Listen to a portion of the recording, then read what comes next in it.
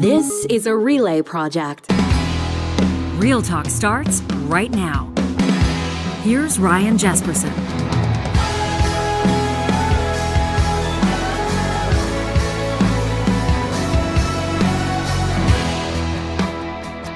On this episode of Real Talk, how the federal government is going to try to fix Canada's housing crunch, the housing crisis. Obviously, common sense might suggest this is something you approach from a number of different angles.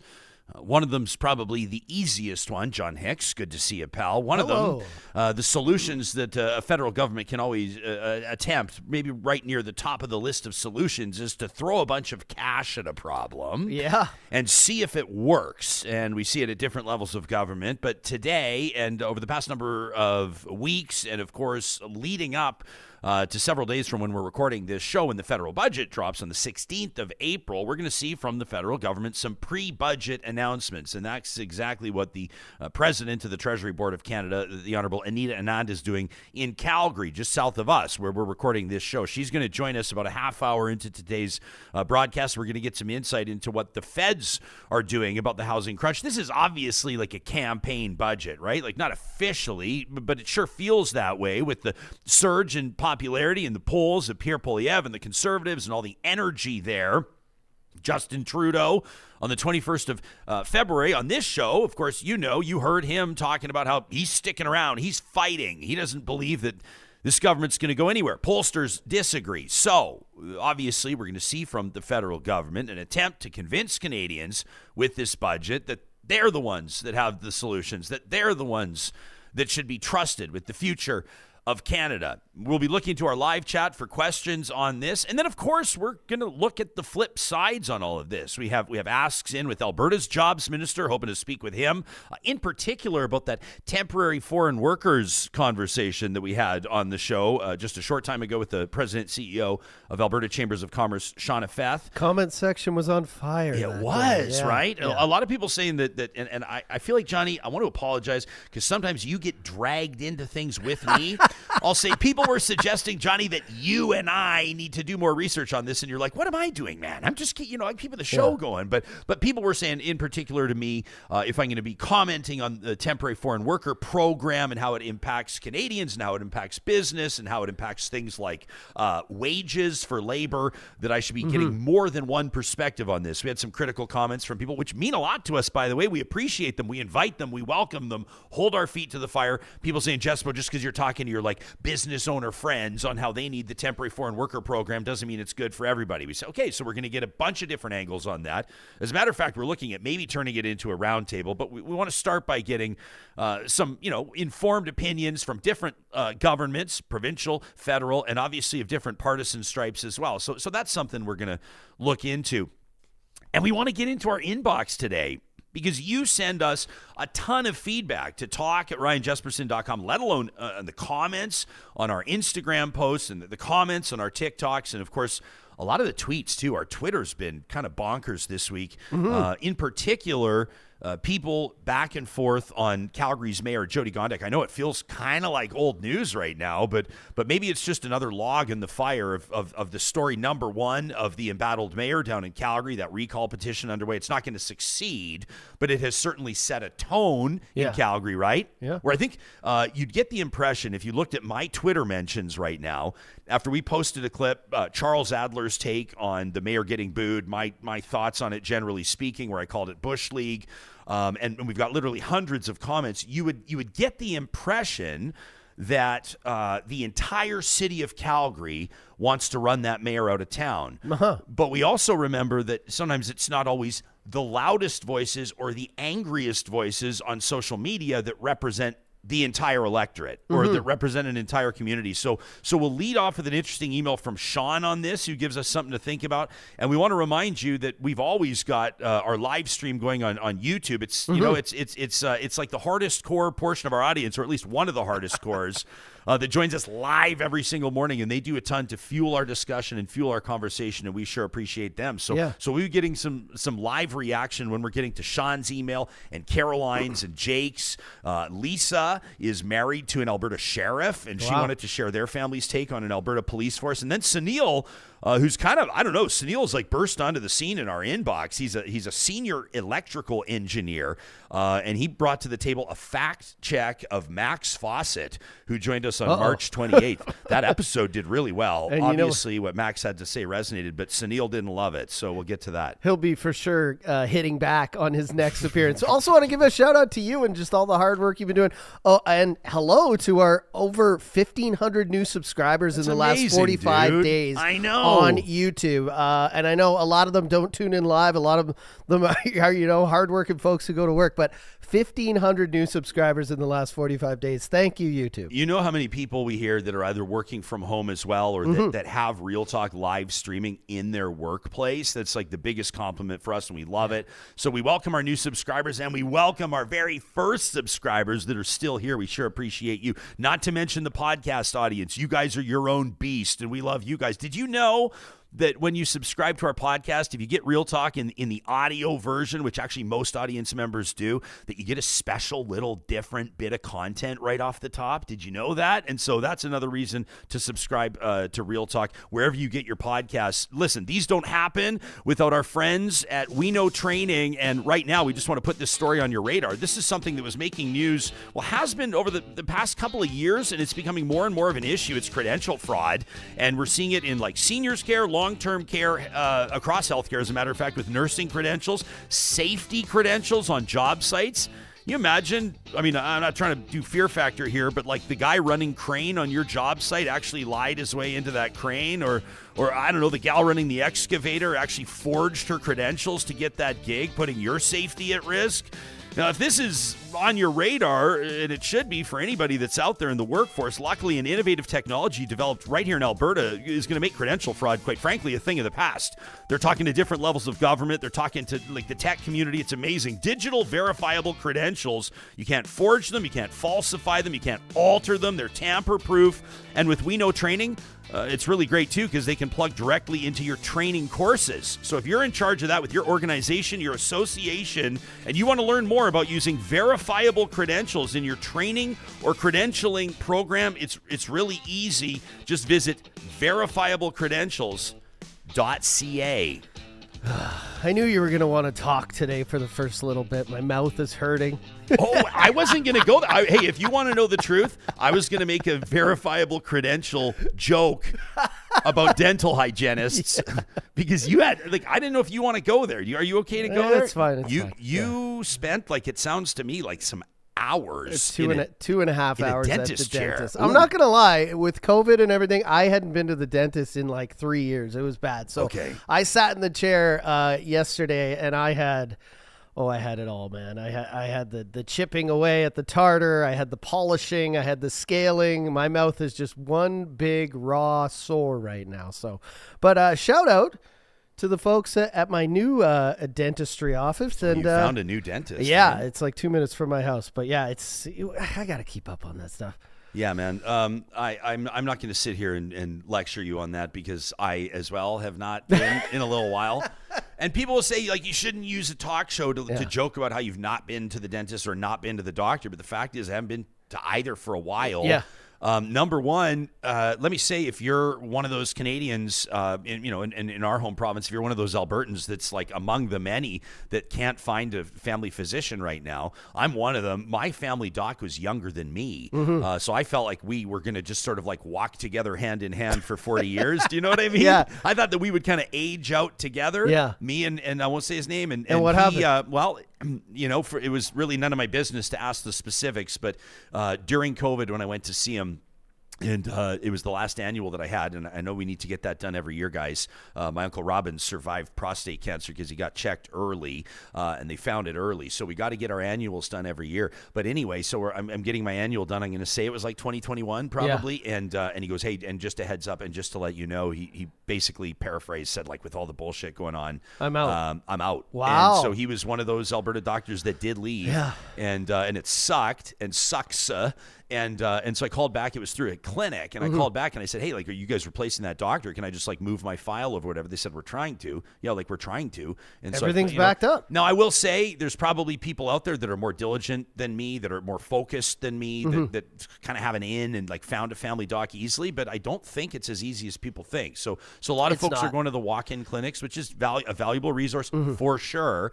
But I've always, I'm the son of a family doctor. I like the idea of having a relationship with a healthcare provider. Yeah. That's going to go check the file. I don't expect them to remember everything, but go, yeah, remember that thing we tested you for 12 years ago? Maybe we should do that again. That kind of thing. You get used to them, and that's another reason I haven't been in so long. So I had a dentist for about 6 years, very used to them. One day I went in, and it was a new dentist, and I said, where's Dr. So-and-so? Oh, he left. He went to, he moved here or whatever.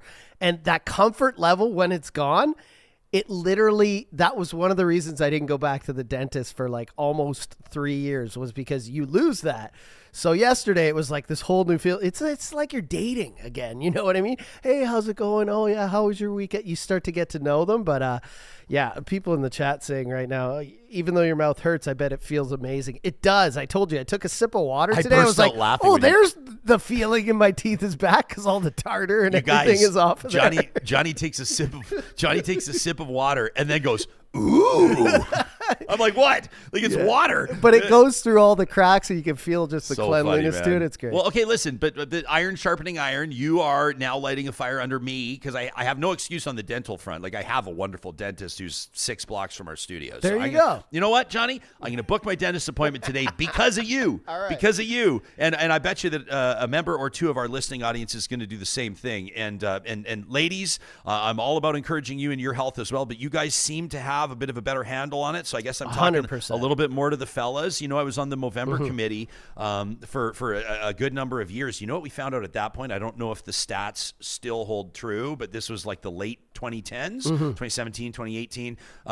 They said that in Canada, it's not funny actually, but we're just so lucky to have, and I'm speaking generally, the women in our lives, whether they're our moms, our sisters, our wives, our girlfriends, 2/3, they said, 2/3 of annual physicals booked for men in Canada were booked by women. Wow. 2/3. Well, I was just going to say the other reason my wife's teeth are so gorgeous is because she has a fear of the dentist. So she's flossing. She's brushing like 3 times a day. She's doing her own whitening and fluoride and whatever at home. And I am the exact opposite. I'm like, oh, I'll get over there. But man, after this 2.5 hour ordeal, I'm going to be... She's like, you have to floss more. And I'm like, I'm going to floss every day for you. Every day. Yeah. I love it. I love where we're going. This is healthy. Women are just better at keeping up with they're just stuff. A little bit more, and someone will write in about how we're, assigning gender roles and this, that, it's and the just other. my It's just experience. like, hey man, generally speaking, statistically speaking, the numbers don't lie. That's where it is. How cool to see the mayor of St. Albert, her worship, Kathy Heron, says good morning. Hi. Says good morning, everybody. I'm excited to be part of the live community instead of listening a day late. Love it, Mayor. Beautiful to see. I love this note, this welcome mat rolled out by Nikki. She says, hello, everybody new here. I hope everyone is well, which is awesome. And then this is great. This from Tracy. Tracy, like the first half hour before we check in with Anita Anand. Oh, and by the way, I'm going to ask her as well about the ArriveCAN app too, because the federal government is saying they're going like, we've got major procurement problems. You need to look into this. So we'll get into that as well. And also, let me tee this up as a caveat before this interview. You get a federal minister on. When you got the prime minister on, you want to ask him about stuff like across the board, right? It's health and finance and education and all kinds of things like political posturing. And obviously, 35 minutes we had with him, we could have used 3 hours more. With Anand coming on, she's the president of the Treasury Board, so I am going to ask her about some stuff that's not her portfolios. She is, though, sitting around the cabinet table. So our position with this show is that they're going to be fair questions because she's privy to the conversations about them.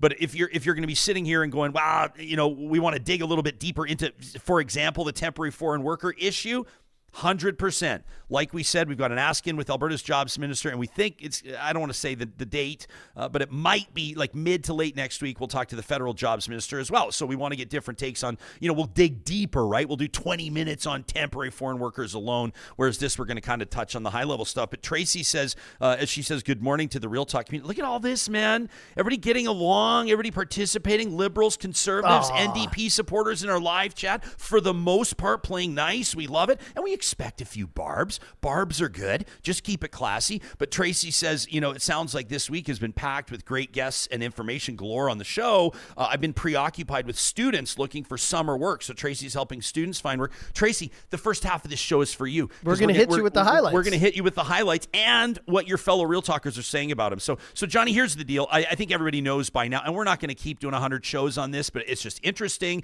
and it's got legs. The story's got legs, as they say. People won't stop chiming in on our social media. So Calgary's Mayor Jyoti Gondek, several days ago now, shows up to participate in the ceremonial puck drop at the Calgary Flames South Asian Celebration Night. Okay, and so they're celebrating South Asian culture. Obviously, they've got, like you said, Hon Anita Anand, the CBC broadcaster, I guess I say Sportsnet broadcaster, over the PA, and they're bringing in notable members of the community, including, obviously, Calgary's mayor. And as she arrives, she is unceremoniously booed by thousands of people. There's no denying that. So we asked Charles Adler about it, and here's what he has to say. Calgary's first ever female mayor. Please welcome the mayor of Calgary, Jyoti Gondek.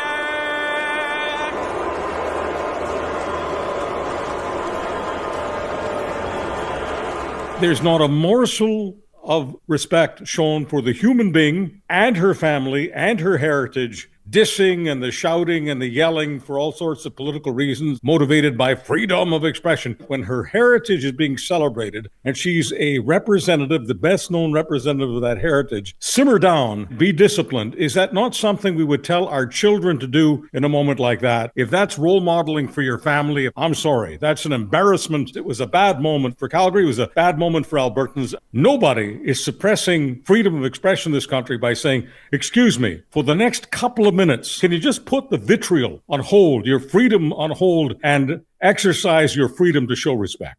So that's Chuck's take on it. And we've heard from hundreds and hundreds and hundreds and hundreds of you, W. Brett Wilson included, which I think is maybe why I'm getting 1,000 replies to my tweet.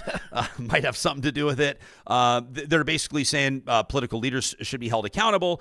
Basically, Jesperson and Adler quit being such pussies. That's basically the gist of what they've been saying. Like Steve Dish here in a Twitter reply to me, he says, what is a woman then? Jesperson can't even define a woman if it's so important to you, right? Because I pointed out that they're also booing her, as they say she's Calgary's first ever female mayor. We've had some parents write into the show. Sorry, we can't read all your emails today. Parents writing in saying, if my daughter's sitting in the stands and hears that, doesn't matter if she's South Asian or not, that kind of sucks to hear. Right? Bon Bon says respect is earned, plain and simple. Brock says at the end of the day, it's leadership. She's a terrible leader, regardless, Ryan, of her sex or her race. It feels weird to have to articulate that. I thought that society's come pretty far to see bad leaders from good. I'm not making this about race or gender. I'm just saying she is literally participating in a cultural appreciation event and is being noted as the first female mayor of Calgary. That's being said over the PA address. That's not me turning that into something, right? Ryan on the chat says, or rather in the Twitter reply, she's a lousy mayor. It had nothing to do with sexism. And a bunch of you have personal opinions on me, which is fine. I think it's kind of funny. I don't mind it. Johnny and I laugh at them. You give us breaks through our afternoon. Another Ryan says Jesperson is soft on bad leaders and bad ideas. He'd sell his soul to increase his notoriety, so what else can we expect? Really? So we get this email from Sean, who says, ugh. Sean says, the amount of times I write Real Talk in email and then delete it is nuts. I want to weigh in on all of it, but I can't, says Sean. Well, we disagree. But he says this one topic isn't even the most serious one that you guys have had, but it's the one that I feel obligated to reach out on. So here goes. I do understand it's a free country. People have the right to boo and to say their piece and all that. Cool. And he says, I think where we're missing our mark is our perception of what's going on here. I get that it's a nationally televised game, Saturday night, hockey night in Canada and all that, but the Flames crowd is hardly indicative or representative of Calgary anymore, says Sean. I mean, really, aren't we only talking of 18,000 of the whitest and wealthiest people in the city? I mean, Calgary is a multicultural, ethnically diverse city with multiple layers of socioeconomic wealth and poverty, and has now twice elected mayors that represent that back to back. I don't get what the issue is here, and I think that Jyoti Gondek and Naheed Nenshi probably don't fit in with the crowd of Calgary's elite who don't feel they represent them, and they let them know that. So I take exception to the fact, says Sean, that it's a bad look for Calgary, because as much as it kills me to say it, the crowd at Flames games no longer speak for the average Calgarian. Jody Gondek does. So as to the people who booed, it's the last loud gasps of a dwindling yet still powerful minority in a setting that has the most amplification. To the average Calgarian, they were probably proud to see their mayor walk across that ice surface if they were lucky enough to have the game on while they worked their second job trying to make a better life for themselves. Sean says, as a former Calgarian, I'm proud of Jody Gondek. I don't agree with her, and a lot of the things that she says and does might not be my cup of tea, but I do think she takes her job seriously. I do think she's an honorable person on a council that has sadly seen its fair share of shady characters. Just my 2 bits. That from Sean. I appreciate it. David Shepherd, NDP MLA, out of Edmonton Centre. He appears on this show, Real Talk, April 3rd, exclusively to announce who he's endorsing for the NDP leadership. Spoiler alert, it's Naheed Nenshi. And I would joke about a big surprise, except for Johnny, it was a big surprise to a lot of people who feel that Shepherd, as a longtime NDP MLA, he's been there 9 years now, as an Edmontonian, he'd have the back, so to speak, or he would automatically support either his Edmonton colleague, Sarah Hoffman, or Kathleen Ganley, the former justice minister, right? His MLA colleague, opposition critic colleague, down in Calgary. But no, here's what Shepherd told us exclusively on Real Talk, why Nenshi's got his endorsement. I watched his initial interviews, and certainly, I have a lot of respect for Naheed as a communicator, and I think a lot of the challenges we face, a lot of the battles that we're going to be facing in our work as opposition and towards the next election are going to be a communications battle. Danielle Smith is incredibly gifted communicator. I don't agree with her policies. I don't agree with a lot of how she uses the skills she has, but she has them. And what I've seen in Naheed is an incredible ability to counter that. And I think that's important and essential. And in the vision that he put forward, I heard a lot of the same messages that I had wanted to bring forward if I'd had the chance to run that campaign. The fact that this is a government, I hear it from folks every day, that does not represent the values of most Albertans. But in fact, we in the Alberta NDP, we are the party that represents Albertans' values, and we need to tell that story. And what we need is a leader who can tell that story, who can bring people together across political viewpoints, putting aside partisanship, bringing people together to get things done. So that's David Shepherd, April 3rd on Real Talk. If you listen to the full episode, or at least his part of it, the back half, unbelievable focus on wildfire. How good was she? Yesterday, we're getting into the nitty gritty with, if you missed it, like a former 7-year wildfire tower lookout pro, and just did an amazing job, Trina Moyles. And anyway, so the Shepherd part at the top of that episode, at the very beginning, we asked him about his health. You may remember or may not. He wanted to seek the leadership himself, but didn't for health reasons. Didn't elaborate on that, and he agreed to talk to us about his personal health challenges and what they mean about his political future moving forward. Listen to the full episode for that, April 3rd. Well, it prompts an email from Caroline. Talk at RyanJesperson.com says, Jespo, listening to David Shepherd on values, listen to Charles Adler talking about giving up your values in the name of power. It brought to mind something, Caroline says, that I heard on an episode of Revisionist History with Malcolm Gladwell. Amazing podcast. You know, Malcolm Gladwell was one of the 2 guests on our 1-year anniversary episode of Real Talk, November 23rd of 2021 with Marie Hennon, the defense lawyer. Revisionist History with Malcolm Gladwell interviewing Adam Grant, who's a psychologist and author. Caroline says, when asked what he tells students who come to him for career advice, he said, you don't want to just define your success by achieving your goals. You should think about success as living your values. If you have a career target that you hit, but it requires you to compromise your principles, that's not success. That's actually failure. That's the worst kind of failure because you've abandoned what matters to you most. Caroline says, I think this is absolutely awesome and words that we should all try to live by. She says, my second thought upon hearing it was how our premier, Danielle Smith, has completely and utterly done the opposite, says Caroline. I honestly don't know how she looks herself in the mirror and is comfortable with throwing some of community's most vulnerable people under the bus. Those who previously she's spoken up in defense of. To me, this is so much more egregious then had she always had such views? Trading principles for power is not a good character trait in anyone, but especially not a leader. Caroline says, great show. Keep doing what you're doing. We appreciate your email and your thoughts. If you disagree with Caroline, you know where to find us. talk@ryanjesperson.com. We're going to check in with Anita Anand in just a moment, president of the Treasury Board of Canada. The interview is going to be 10, 12 minutes, and then we're going to get back to your emails on temporary foreign workers and on the Alberta Police Force and on Max Fawcett's take on inflation and spending and the housing crunch. Then we got a great email from Heather who wants to talk to us about the death of credibility, the death of expertise, or maybe not.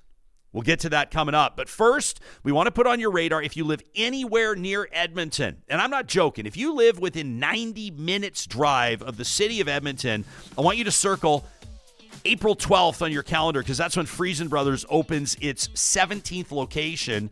This is still a family-owned business, 100%, if you can believe it. I just absolutely love the way they roll. This is the Friesen Brothers Glenora store. Opens April 12th in that traffic circle, 142nd Street, 107th Avenue. I'm not joking. If you live in Red Deer, I'm not joking. If you live in Westlock, I'm being serious. If you live in Fort Saskatchewan, you've already got a ball in Friesen Brothers. You're just fine. Stony Plain, you're doing just fine. But you got to come check out this location. They have pulled out all the stops. They got a wine bar. They have a 4-season outdoor patio. They've got a sourdough sandwich station, and the butcher shop's going to blow your mind. April 12th, Friesen Brothers Glenora opens its doors. If you're an electrician, if you're an apprentice electrician, if you're a salesperson, if you work in HR, if you're an office manager, Kubi Energy wants to talk to you. I mean, only if you want to be part of one of the fastest growing green energy companies in the country. I mean, unless you have no interest in reshaping Canada's energy portfolio. But as power prices rise, more and more Canadians, in particular in Western Canada, are looking to go green to save money and to do what they can to lessen their environmental footprint. Kubi is helping people do that every single day. Amazing career opportunities, a dynamic team. Check out the careers link today at kubienergy.ca. We also wanted to mention, if you're in desperate need of a landscape overhaul, we heard from somebody just the other day that says they're hoping to get their yard done in time for summer.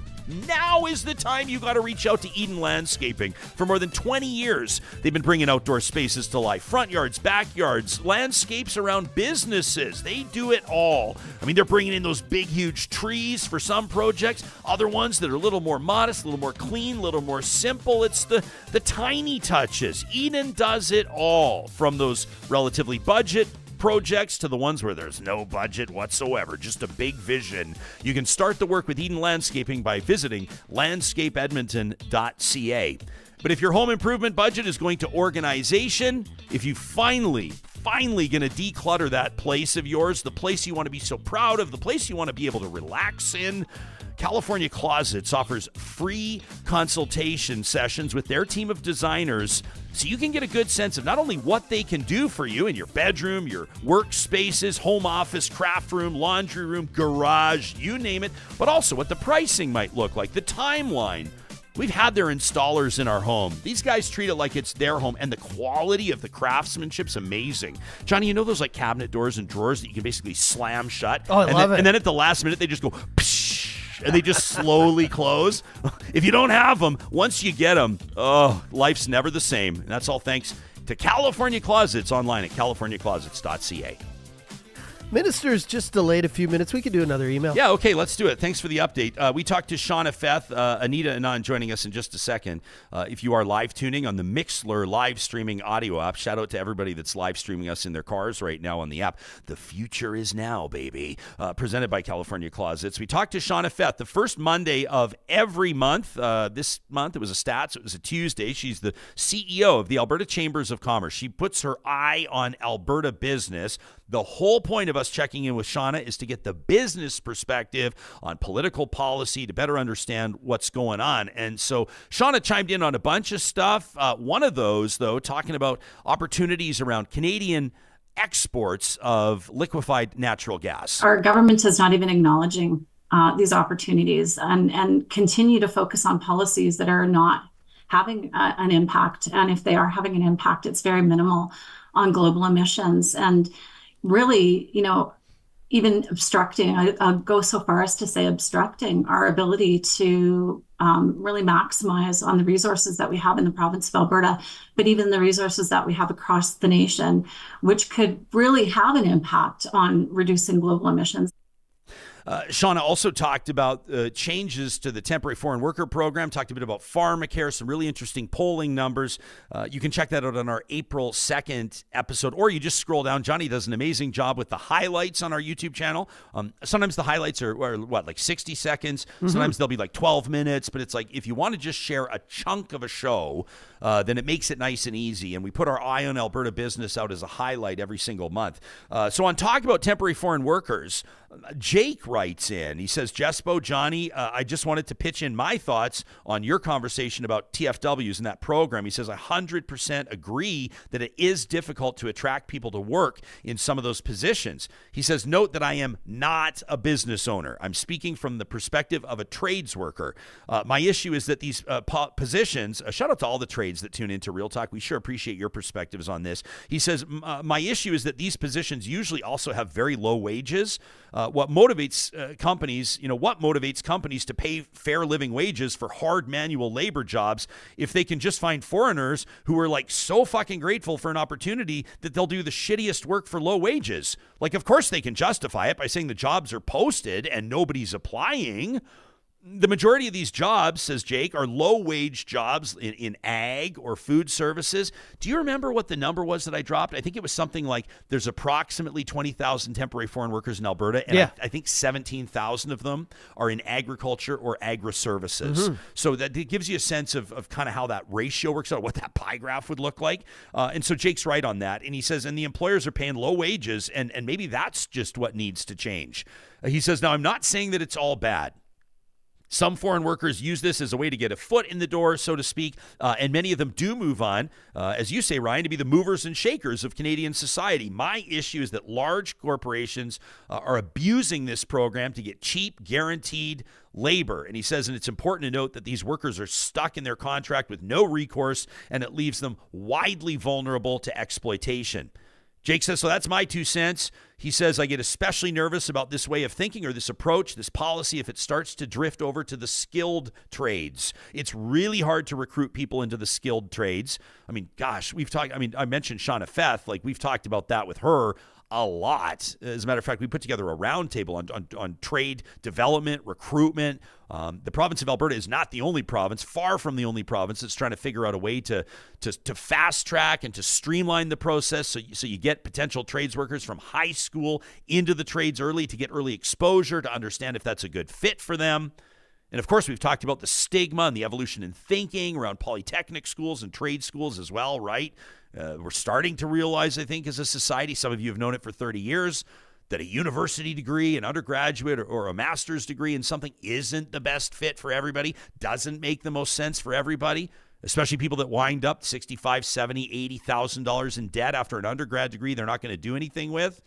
And I know somebody's going to write in about the importance of academia and thought and research in those communities, and you're also right. Jake says, just wait until this desperation leads to diluting the requirements for these jobs, these highly skilled trades, and then wages will be dropped because companies can find people willing to do the same work for a lot less money. Jake says, I love the show. I love you guys, Johnny included. Keep on keeping it real. That from Jake. I love that. Egg on the live chat says Jake's right. It's just about outsourcing. It's outsourcing with another name. It's like an anti-labor practice. So anyway, hey, listen, also, if you have a suggestion for a guest, and a lot of you do take us up on this, I'd say we probably get 30 emails a week just with guest suggestions, which is so good. Some of them are hilarious, and some of them are really great. And when we book those guests on the show, we always try to give you a shout out if you're the one that suggested it or even the one that connected us with somebody that proves to be a really excellent voice. If you see, for example, on the temporary foreign workers story, if you know somebody, maybe somebody that runs a company or maybe somebody that's been impacted, it's somebody like Jake who who works in industry that's seeing what's happening, that's concerned about it, let us know. Shoot us an email. We want your feedback. We want your input. We ready to rock with the Prez? Let's go. Johnny, all right. Anita Anand is a Liberal MP elected in 2019. She has been Canada's Minister of Defence, and she is currently serving as the President of the Treasury Board of Canada. She's joining us live from Calgary. Thank you for making time for us. Good morning to you.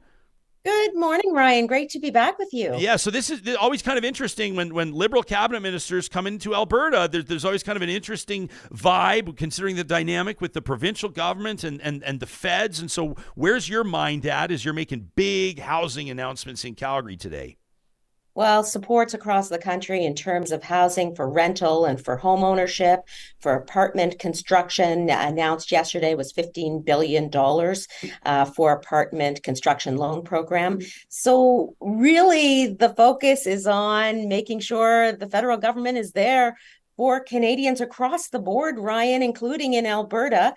And I will say the federal government has the power of the purse. That's our job. So we'll continue working with Alberta in any way we possibly can. How much of these are like, customized solutions negotiated with the provinces? How much of them is the feds freeing up cash as the provinces to use as they see fit? How much of it is a prescribed formula across the country? Help us understand.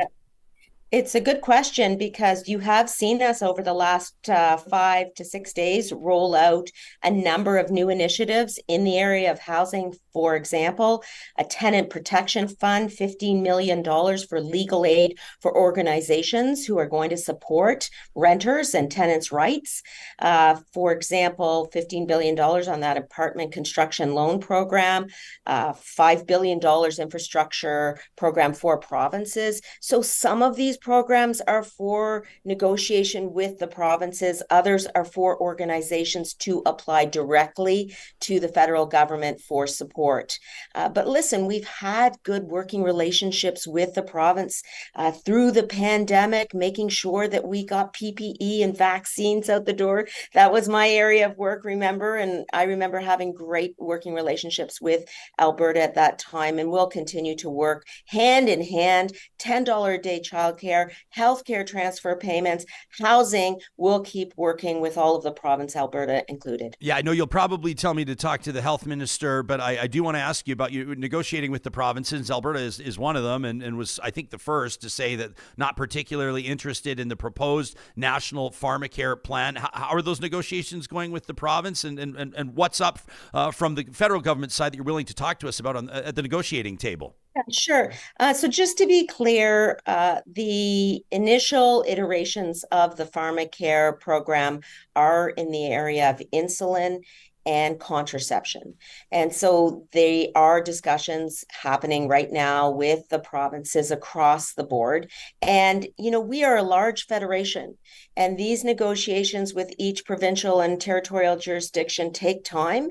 And we will continue to stay at the table for as long as possible, because of the importance of making sure that we are supporting Canadians. The Canada Child Benefit is an example of the receptiveness with which families are having are taking towards federal government supports because of the Canada Child Benefit and $10 a day childcare, just to name a couple.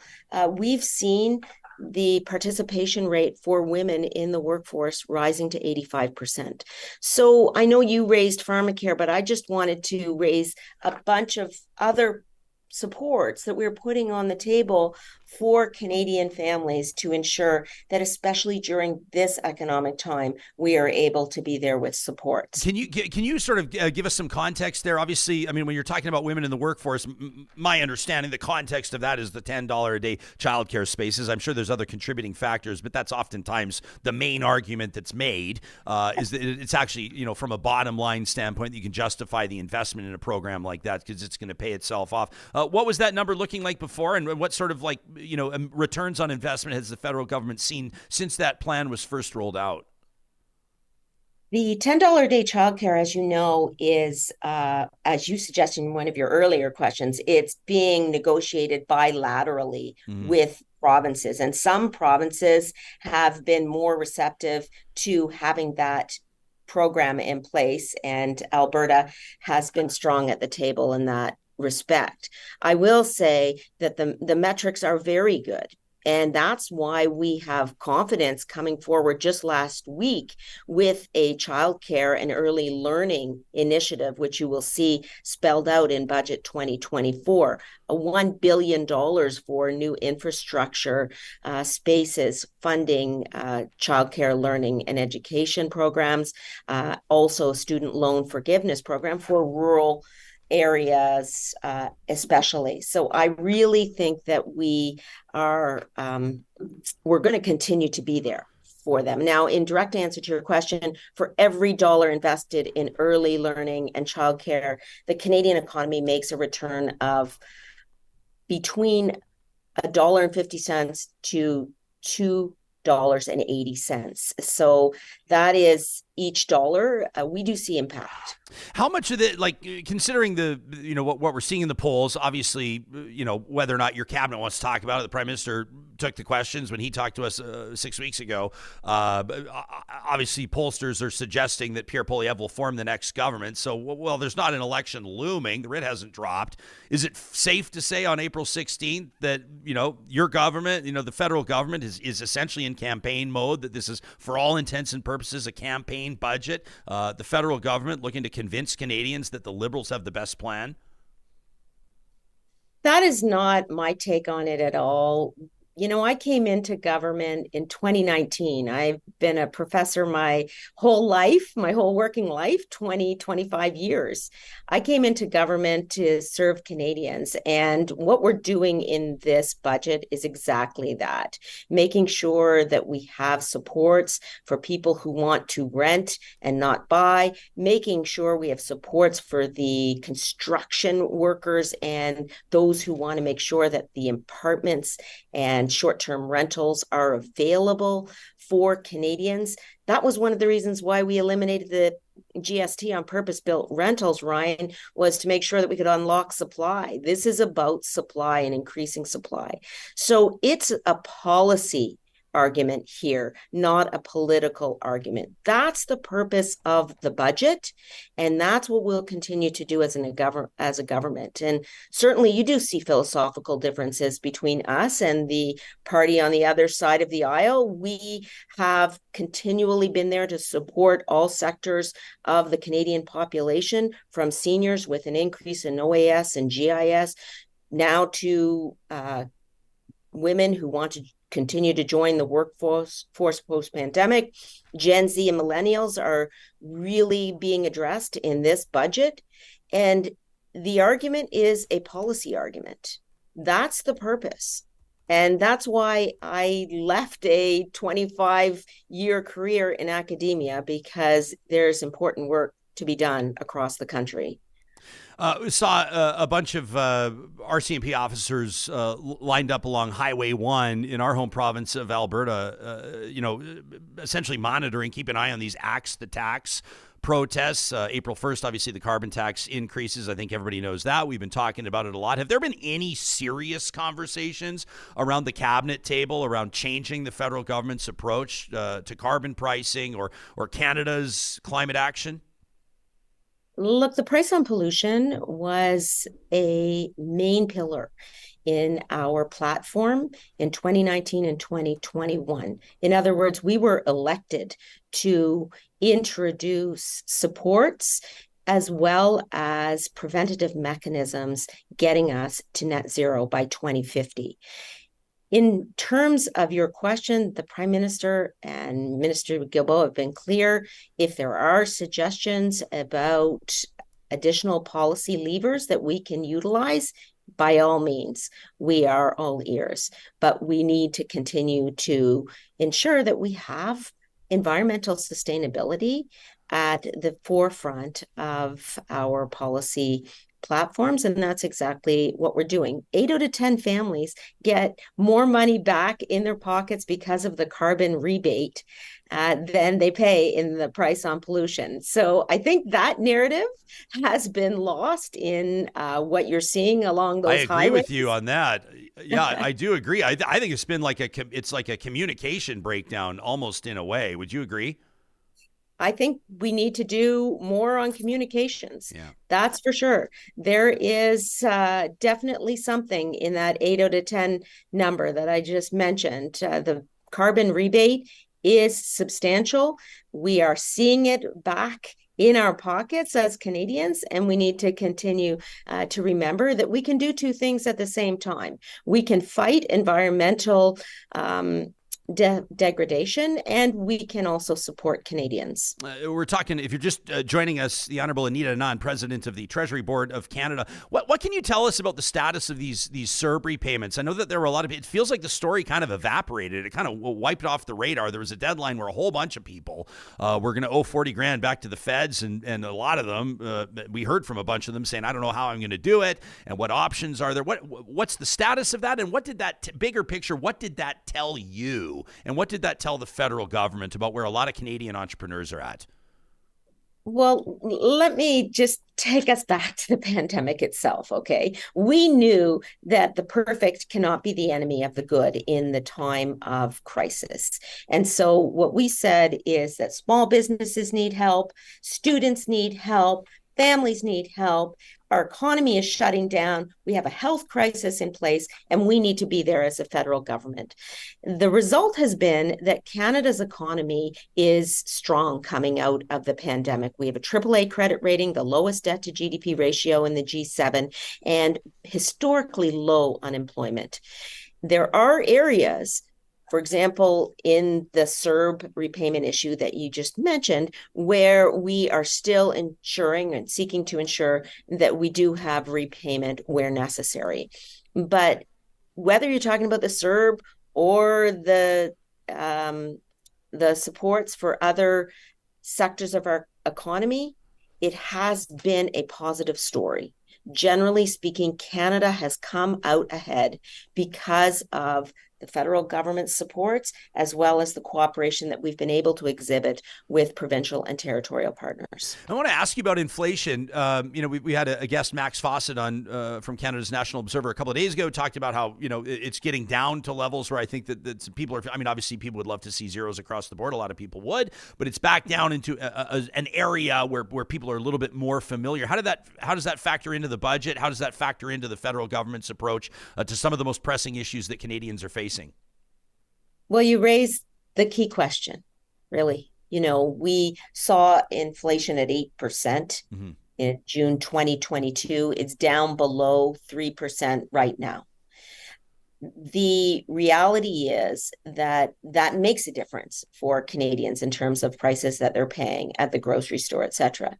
But it doesn't obliterate or eliminate the fact that housing continues to be an issue, that Canadians still need supports. And so with the numerous housing supports that we're introducing over the course of the past week, that will be further detailed in the budget on April 16th, with the supports for early learning and childhood education, with the National Food Program, $1 billion to create a national food program, we are saying to families that the federal government will continue to be there to support you in this economic time.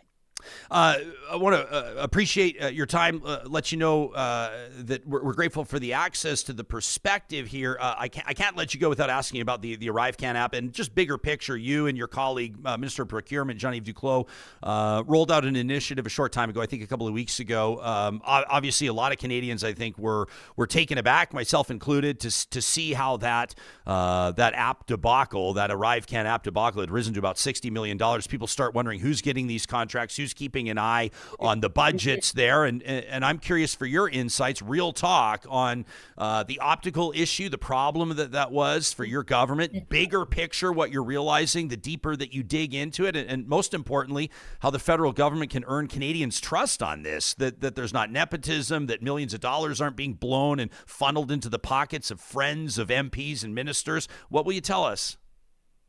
Well, Ryan, the Auditor General did do an analysis of our vaccine procurements and found no issues at all in the contracting. And so the Auditor General then did an analysis of the application that you mentioned and found that there were irregularities and very disconcerting issues with the CBSA contracting process. And so I take those recommendations extremely seriously, as does Minister Duclos and our government. We have an RCMP investigation. 2 employees have been suspended without pay. And from a proactive standpoint, I introduced a new version of our guide relating to contracting for professional services. I have ordered a cross-government horizontal audit and an update to our directive on conflict of interest. So we are responding strongly to make sure that this does not happen again. It is unacceptable, and we will make sure that we follow the RCMP recommendations when their investigation is concluded. On a scale of 1 to 10 for you personally, when you realized that story, and you know, when it comes down to it, I mean, it feels ridiculous to say 60 million is not a lot of money. It is. But in the grand scheme, it's not. But still, I think it's safe to say that the issue was magnified much bigger than $60 million might suggest. On a scale of 1 to 10, for you personally, how did that land with you in the context of what a problem it could pose for this government's reputation, for this government's future? How problematic was it? The issue, as I said, is still being investigated by the RCMP. I and Geneviève Duclos took a proactive step to introduce measures that we need to undertake to ensure that this doesn't happen again, to address conflicts of interest, to address the fact that the CBSA did actually lack oversight in terms of the contracts that were entered into. But by the same token, this is still a concern. We need to make sure that we receive the recommendations of the RCMP, and we need to make sure that we act on them. And the Public Safety Minister, Dominic LeBlanc, has said that we will do just that. Anita Anand, Honorable Anita Anand, MP since 2019, President of the Treasury Board of Canada. Thanks for making time for us. We appreciate it. Oh, thank you so much, Ryan. Yeah. It's been a real pleasure. You bet. Appreciate that. Appreciate your comments in the live chat. I see that some of you want me to ask her about her own personal political future and aspirations and whether or not she would seek the Liberal leadership. Good question if the Prime Minister hadn't told us that he was going to... Here's the thing. Sometimes in interviews, you do ask questions that you know they're never going to answer because the whole point is that they're not going to answer the question, right? Will you step down? And then, well, I'm concerned, will you step down? But in this case, she's never going to say, you know what, as a matter of fact, I think I will. No. I know the PM is staying on, but you know what? I think I will seek that leadership. But I appreciate her availability. And let's get to what people are saying about this. Saucy Sea Witch, who I think has one of the best handles in our chat, says a government pocketbook is not the same as a personal pocketbook. Once people get that concept, it's easier to understand. You have to invest in society to make it economically prosperous. I saw a bunch of you commenting on the $10 a day childcare, on the pharmacare stuff. I think Anand was there pretty clear to point out that I think that the is it safe to say that kind of the vibe she gave, the gist of what she said was that the pharmacare thing is at the beginning stages, right? She says contraception and insulin, kind of the beginning. So she gave off that vibe. Bunny Slipper says, do people actually realize not all the decisions on who is hired for contractors comes across the desk of the minister? Sometimes that's done at a way lower level. Bunny Slippers, I know you're saying this. I would say almost all the time it's done at a way lower level. Not to say, though, that ministers can and that governments, that politicians can absolve themselves of responsibility, right?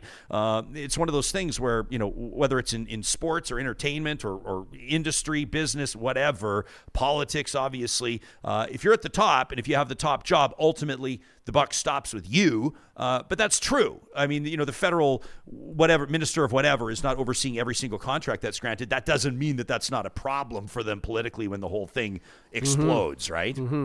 Also liked how she brought up, unemployment there. A lot of people, every time there's a subject brought up, they come back to Trudeau saying everyone's unemployed. But if you look at these numbers, I mean, here's our last bunch of prime ministers all the way back to Trudeau's first term. I mean, there's Justin with, job creation numbers, the highest in years, unemployment rate, the lowest in years. That's interesting. Look at that. Change in employment rate, the highest since since Chrétien there. So, I mean, this is something that never gets mentioned. It's always dusted under the carpet, right? So I would like how she mentioned that. And then I'm just interested in this whole plan that I also heard Justin talking about to get Justin.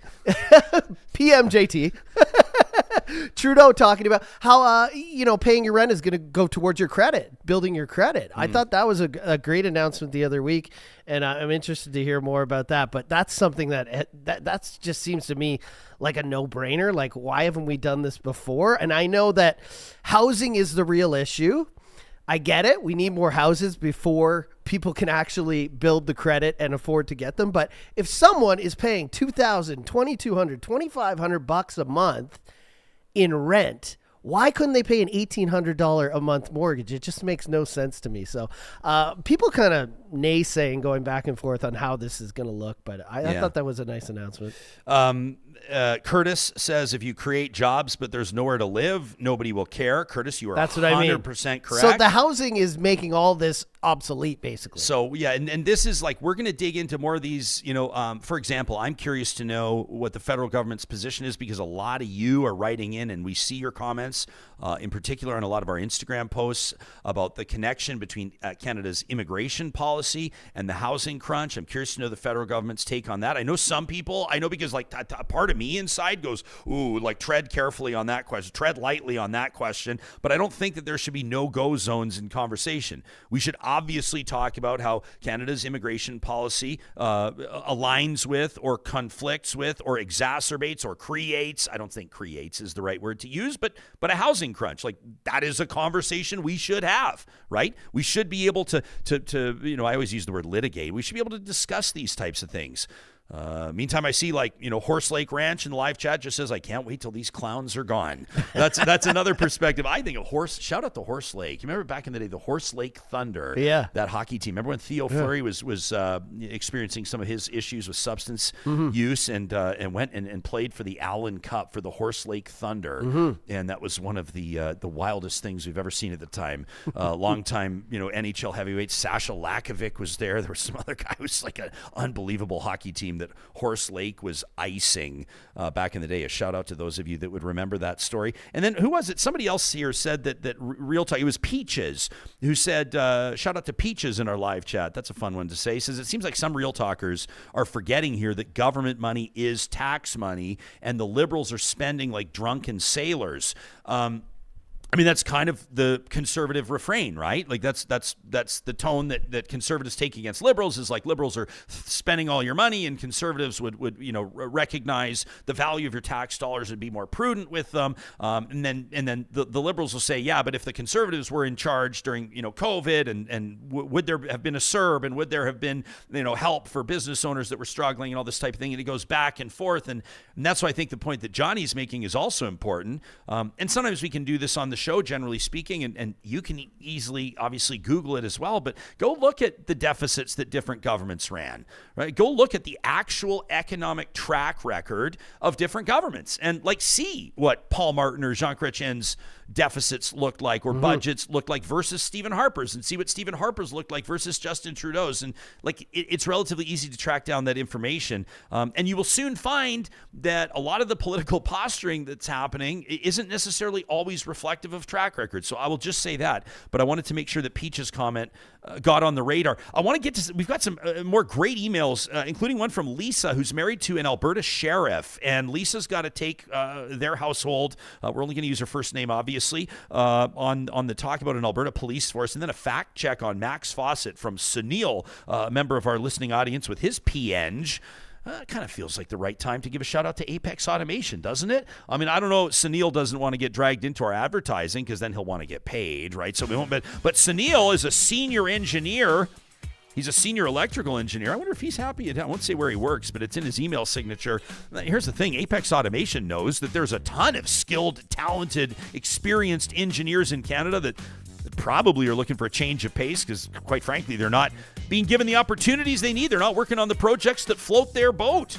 And that's why they want us to press the message that they are hiring. They are always hiring, whether it's mechanical engineers, different process engineers, electrical engineers, you name it. there's a fit for you at Apex Automation. Check out the careers link today at apexautomation.ca.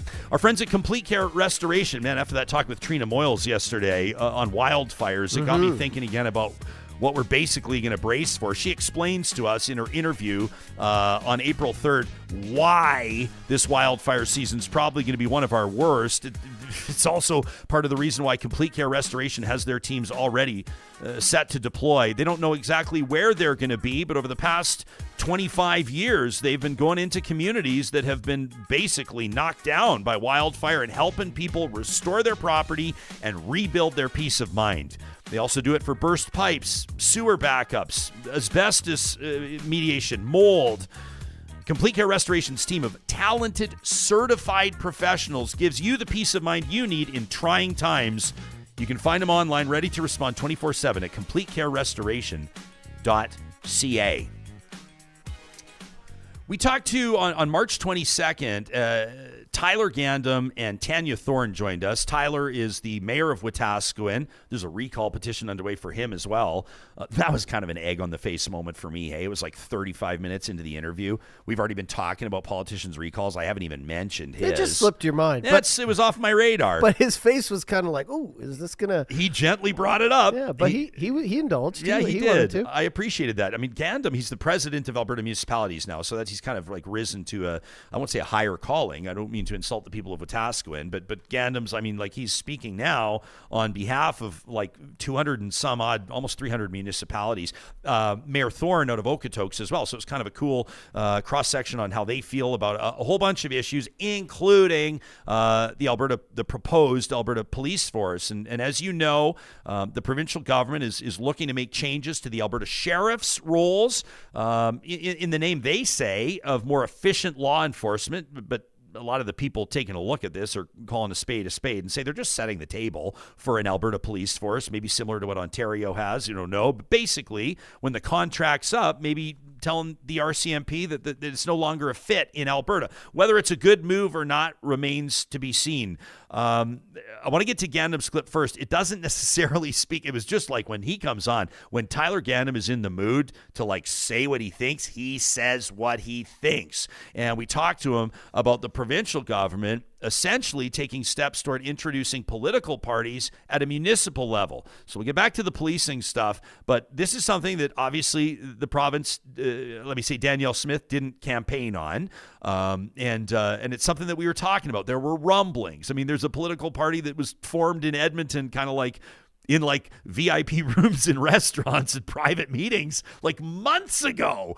We know because we were invited to the meetings and people that we know are participating, and there's nothing wrong with being engaged politically. It's actually great. But the point is, people had reason to believe that this was coming. And Alberta Municipalities President Tyler Gandam not convinced it's a great idea. Municipal politics is going to suck for the next 18 months before the next election because it's going to get much worse in terms of the misinformation that's being spread to try to bolster and get into a position where you want to run for the next election. And you're going to drive away people who would make great mayors and councillors. I'm really nervous about the damage it's going to do to the communities, and I'm really nervous about the damage it's going to do to our province.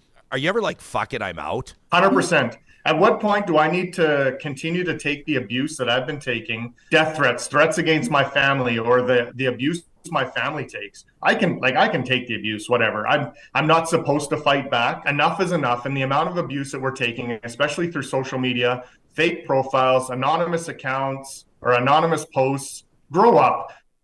Okay, so definitely says what he thinks, does Tyler Gandam. Never a dull moment. I mean, when you got a stash like that, how can you not say what you think? For the podcast listeners, he is rocking like I don't even know who to compare it to, but he looks like the Monopoly guy. Yeah, he's got this magnificent mo. And we asked him, I said, are you using like the actual mustache wax to like twist that thing and curl it? He says only when he goes out or for special occasions.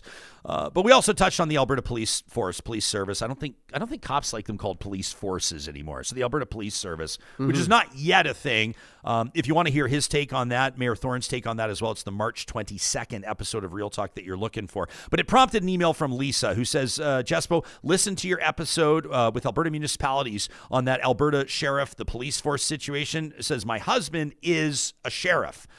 says, first, it's important for people to know that the sheriffs nor their union, they were not consulted. Says there's still a whole lot of questions here about pay and duties. It's also wildly unpopular, says Lisa. Says many of them are sheriffs because they don't want to be police officers, including the court sheriffs who work Monday to Friday.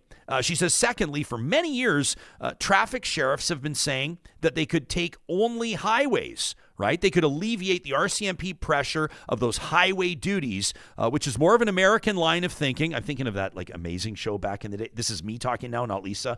Chips. Did you ever watch Chips? Yeah, Dude, of course. One of the coolest shows of all time, right? Highway Patrol, right? Those guys in the short shorts on those big, were they Harleys? I think they were Harleys or BMW. I don't know what they were, but anyway, every time I watched that, I just wanted to be a California Highway Patrol. But Lisa says that's obviously more of an American line of thinking, but it seems to work for them. She says, anyway, food for thought, wanted to chime in. Thanks for the great work. That from Lisa. Thanks. And a shout out to Alberta sheriffs.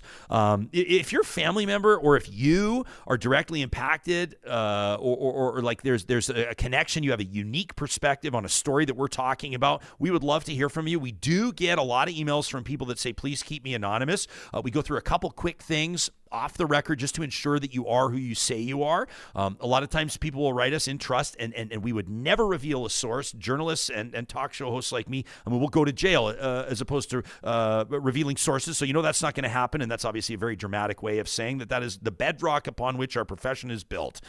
So our inbox is off the record unless you let us know it's on the record. If you say that you're anonymous, but you write from a verified email address that proves you are who you say you are, we appreciate that insight. We appreciate that feedback. We received a lengthy email from somebody just about a week ago, you know who you are, who provided us with incredible information from a First Nations perspective on a specific story that we're covering. You asked not to be named. You said you don't want your email read, but it gave us background that is invaluable in our understanding of the issues. And so we really appreciate that. Max Fawcett. Every time Max comes on the show, he lights a fire under folks. He's the lead columnist for Canada's National Observer. He joined us March 28th, just a few shows ago. Episode caught fire, I think maybe for a number of different reasons, but Max had a lot to say about a lot of the issues facing Canadians. Johnny, why don't we tee up that clip? Here's Max Fawcett on Real Talk. Before I get to Sunil's email, Sunil says this is a fact check. Here's what Max brought to the table. Who's ready to spike the hike? Who's ready to axe the tax? In other words, bring it home. Look, he's 20 points ahead in the polls. What he's been doing is working. There's no reason for him not to keep doing it. And the Liberals have really kind of sunk themselves with their own messaging on this. It began as a measure to address climate change. Then it evolved into an affordability measure. Now it's helping put more money back in your pockets. It's just they're all over the map in how they're trying to communicate this to people. And it's already such a difficult thing to communicate in the first place. Like you said, slogans are effective. Look at Make America Great Again. It was a very simplistic representation of the challenges that a lot of Americans face, but it worked. And so is this. It's not an indictment of Pierre Poilievre that he's grandstanding and coming up with slogans and, manipulating or, I don't want to say controlling, but influencing people's perspectives on this, because that's his job, right? He's leader of the official opposition. So in my mind, it's up to the Liberals to better communicate this whole thing. And I think that this has been poorly communicated the entire time. I think they assumed on some level, number one, that it was kind of a done deal after the last election, that we wouldn't still be talking about this. And so they didn't have to invest any time or energy in explaining it to people. And they've used the wrong messengers, and again, I say this with all the love in the world to the economists in my life, but they are not great messengers. People do not generally have warm and fuzzy feelings about their econ professors if they went to university. This is not like professional athletes or celebrities or even teachers. And the way in which they've explained it tends to be pretty cold, pretty mathematical, pretty bloodless. And Poilievre is putting all sorts of blood into his explanation. There you go. Save that one for the hit list. You've got people critical of Max Fawcett, and there he was in a clip giving a thumbs up to Trump, a thumbs up to Pierre Poilievre, and being critical of the Liberals all in one 2-minute segment. Put that in your hat and smoke it. I think it's put it in your pipe and smoke it. Yeah. The hat. Yeah. I digress. But I have a buddy who used to smoke weed out of an apple.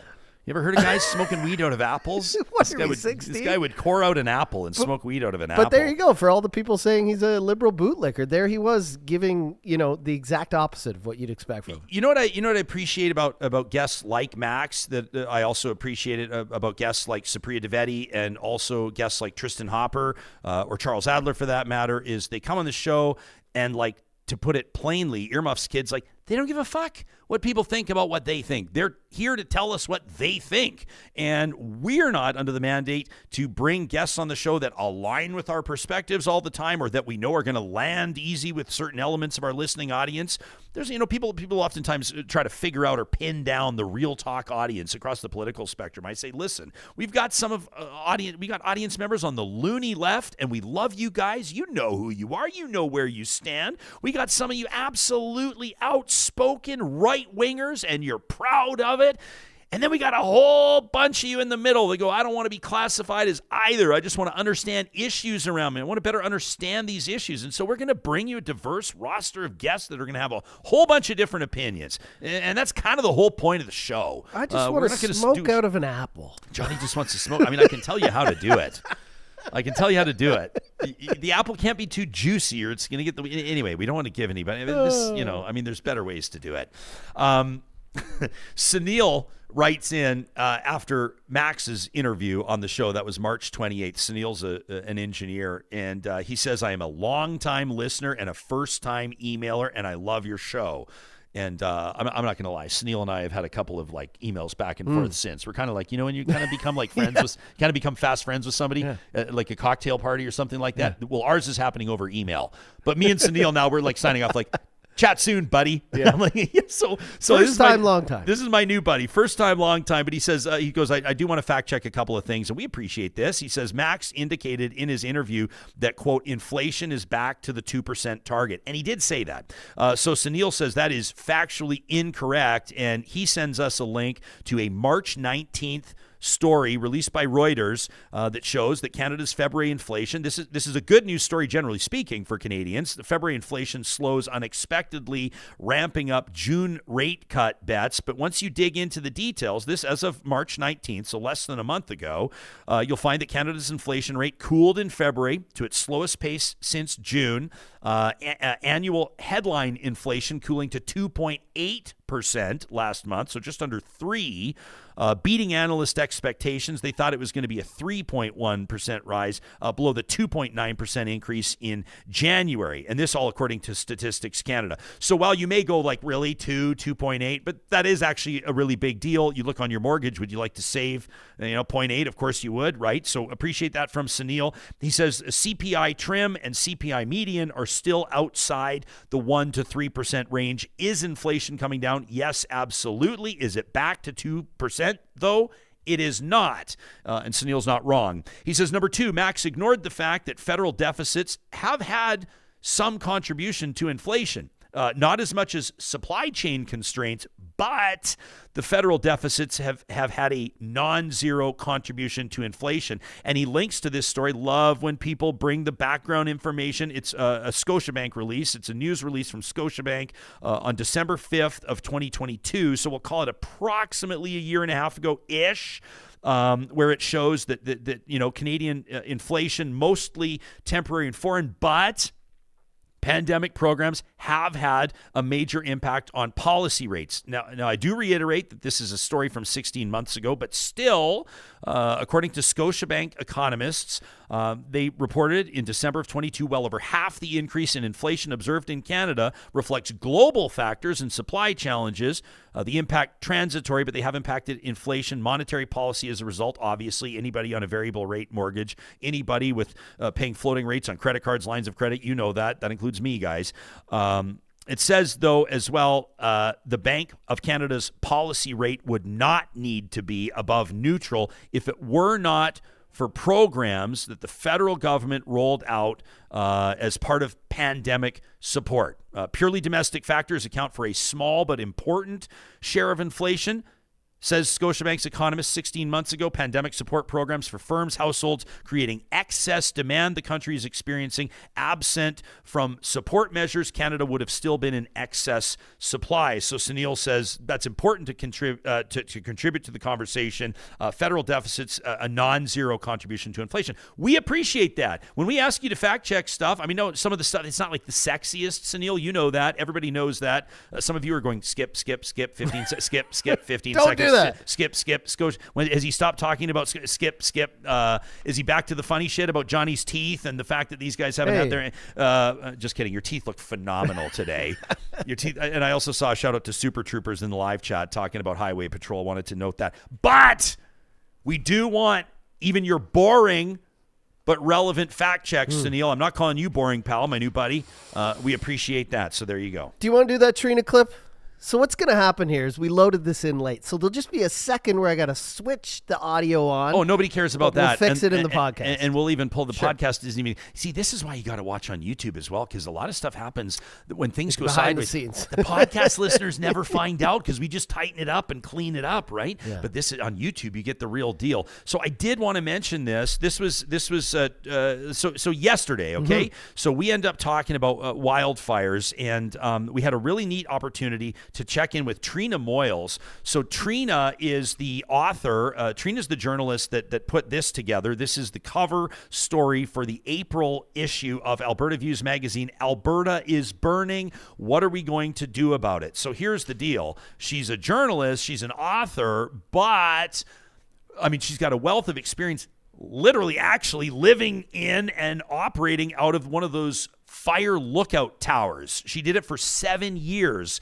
And by the way, if you follow her on Instagram, look for Trina Moyles. You can see these videos that she posted while she was living up in that fire tower and that lookout. It was insane. Dude, there's like cow moose coming through with their calves. Like she said sometimes you'd hear the moose banging through the brush. Sometimes they'd kind of sneak up on you silently. She would see bears and wolves and all kinds of cool animals. You imagine the birds that she would see up there. So anyway, the point is she's got an amazing understanding of wildfires and policies, and she approaches it from a number of different angles. We know that this wildfire season is going to be a real kick in the teeth.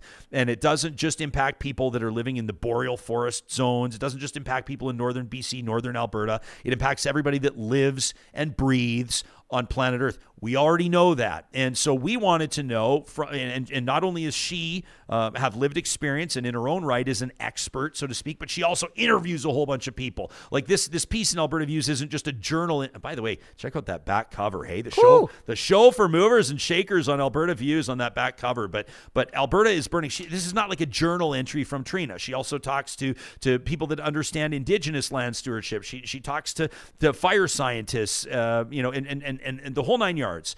So we say, all right, the experts are telling us that this fire season is going to be really bad, but like, why? How did we get here? What can we do about it? And here she is. There's a lot of bit players. We can look at forestry management. We can look at a quick second. A few minutes later. Do you want me to do like? Oh, here it is. Okay, ready? 3, 2. There's a lot of bit players. We can look at forestry management. We can look at a legacy of suppression in our forests. So, post World War II, the Alberta Forestry division really took this, you see a fire, you hit it hard, you put it out immediately. But fire is a natural part of the boreal ecology. One wildfire scientist told me, fire in the boreal is as natural as rain in the Amazon forest. We need fire to regenerate our forests.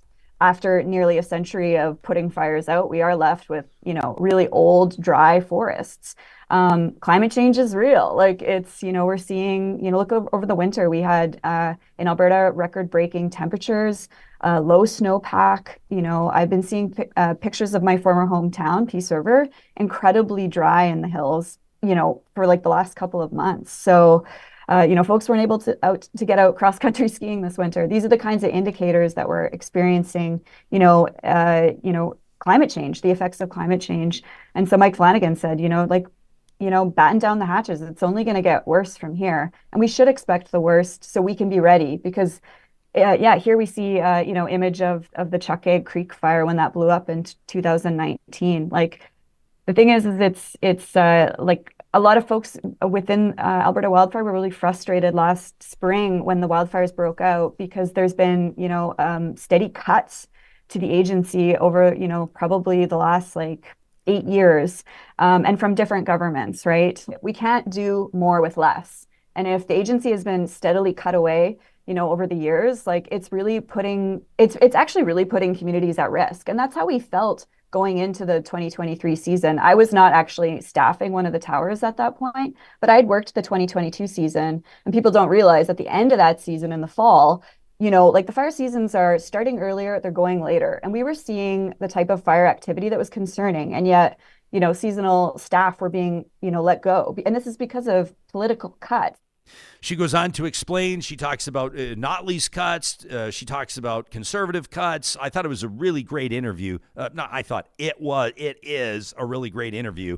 That is our April 3rd issue episode, that is. And again, a shout out to Trina's book, Lookout, where she talks about her life living up, her life like love, solitude, and searching for wildfire in the Boreal Forest. It's a lonely life up there in that tower. But I bet that's what would appeal to a lot of people. There's probably not great cell reception. You get to see wildlife. You get to just the rain that was coming down on the window. If you love it, I bet you love it. Yeah. Right. And it would definitely not be for everybody. An awesome interview with Trina Moyles, and you can check out her feature again in Alberta Views magazine. That's the April edition. Don't forget, if you subscribe to Alberta Views, albertaviews.ca, quick shout out here, because we love saving you money and we love supporting independent journalism if we can do it both. The promo code AVRJ on their website, albertaviews.ca, when you subscribe, AVRJ is going to get you an annual subscription of Alberta Views delivered to your door for $20. That's 50% off with the promo code AVRJ.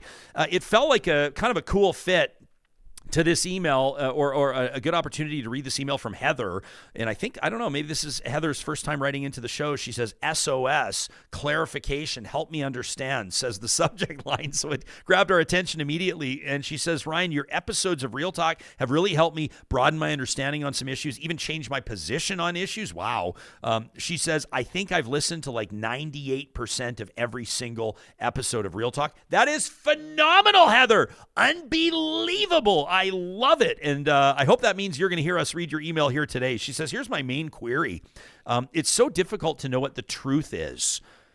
We asked Trina about, the sort of the allegations or the implications that arsonists have been starting a lot of the wildfires, for example. That's one example, okay?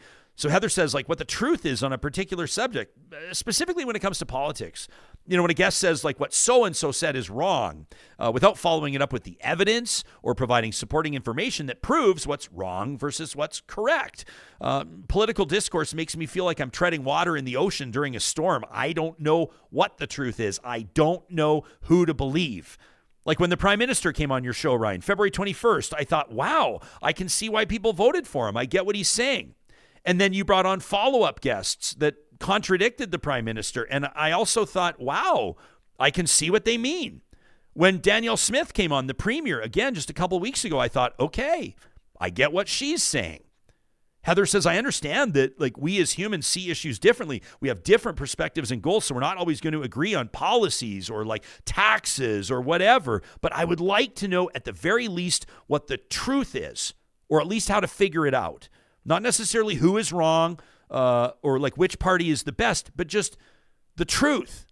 If somebody says carbon tax is the cost of soaring food prices, I would like to be able to know if that's true or if that's false, or how I could prove or support my position on it. She says, thanks for helping a girl keep her head above water. That's from Heather. That's an amazing email. And that comes back to our invitation to audience members to fact check us. There is some interesting data out, by the way. We've got it locked in for a different episode that's coming up. We're going to save it for that because it's important. But it's research that shows the actual cost of the carbon tax applied to grocery shipments. And what you're going to see. Finally. And we need to see that breakdown. We do need to see it. And so you see, for example, like I think I don't have the graph in front of me, but it's something like on a carton of eggs, the cost of the carbon tax. When you look at the space that a carton of eggs takes up on an 18-wheeler, you consider the transportation, you consider the processing costs, like I think even like running the chicken coops. I think it's all factored in, and then the cost to get the paper crates to the 100% facility, all of it. I want to see it because yes. I keep hearing people double, triple, and quadruple numbers, and I don't think any of it's on point. And what's another example? Like when we talked about, for example, the increase on the carbon tax, we talked about this with Max Fawcett on the 28th of March, and Alberta's fuel tax. So there was like a relief, right? Alberta kind of gave consumers relief on that fuel tax, and it was re-implemented on the same day the carbon tax went up, and then people's gas prices went up. And there probably wasn't fulsome enough coverage by the media, probably not clear enough understanding, and maybe the feds, I don't know. Maybe the feds have bigger fish to fry at this point than to be taking a look at the Alberta provincial fuel tax. But, like, don't you want to know if your fuel goes up, 8 or 14 or 18 or 20 cents a liter? Don't you kind of want to know, like, who's getting paid and what the pie looks like? I remember there's those stickers on the gas pumps for a long time that show kind of where the percentage of the taxes go. Maybe the reason they don't have the stickers anymore is because the taxes fluctuate so much. But like, it can't be a mistake that, the provincial uptick in gas tax came on the same day that the feds did. I mean, it was kind of just to hide it under there, or maybe even possibly to make PMJT look even worse than he is, right? But yeah, I want to see that breakdown because we've discussed it on the discourse. We've discussed it on Real Talk. I've seen articles saying that they know the exact numbers. But again, like, I'm sure if you're talking about different things like eggs and, different industries, the numbers are still going to be different every time. But I would love to see a breakdown on, specific things. Like you just said, a carton of eggs, here's what you're paying extra on that carton of eggs because of carbon tax. Love it. That's coming up as we continue to seek to understand. We might as well have, I've often thought of, I don't even know why I'm saying this. Why do I say something I'm not going to actually do? What? But I've thought it would be so cool to get a graffiti artist in here to take one of our big white walls in the studio and just paint seek to understand. I've always thought that would just be the coolest mural, but you can't take it with you, right? I want to like rip the drywall out and take it next time we build a studio. Take it with us. Speaking of our friends at the Discourse, Cheryl Oates, Erica Barudis have a new episode out today. I love the title of it. Can Hoff pull it off? She calls herself Hoff in the interview. Yeah.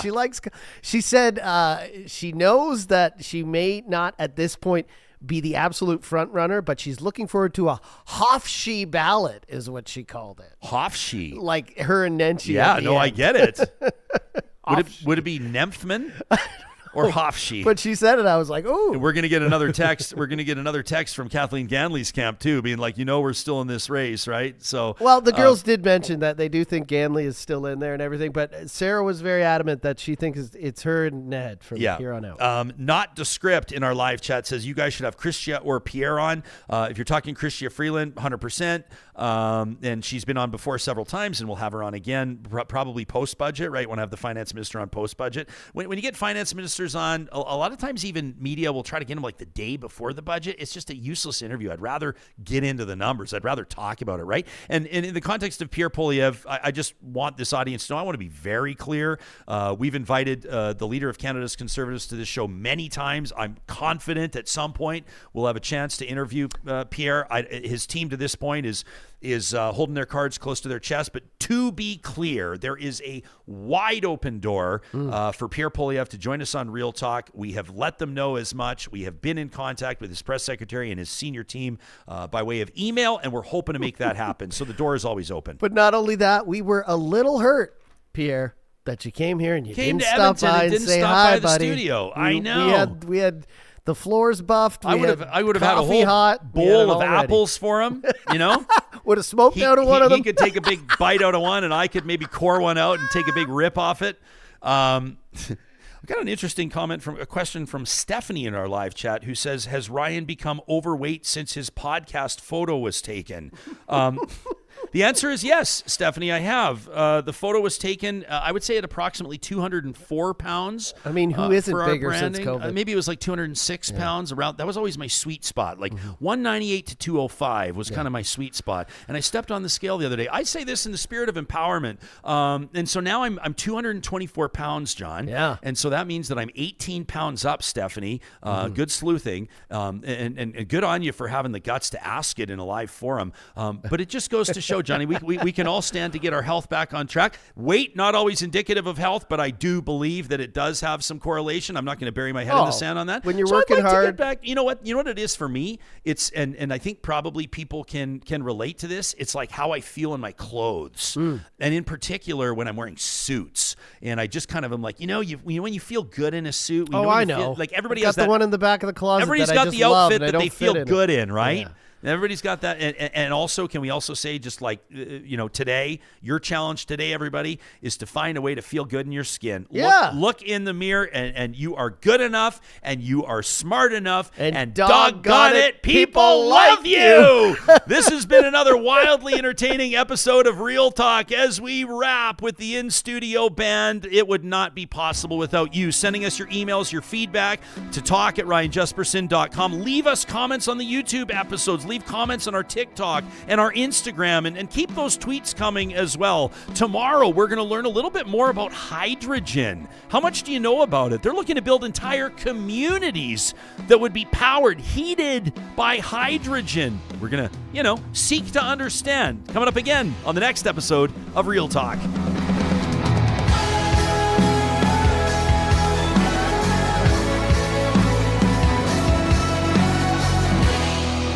Real Talk is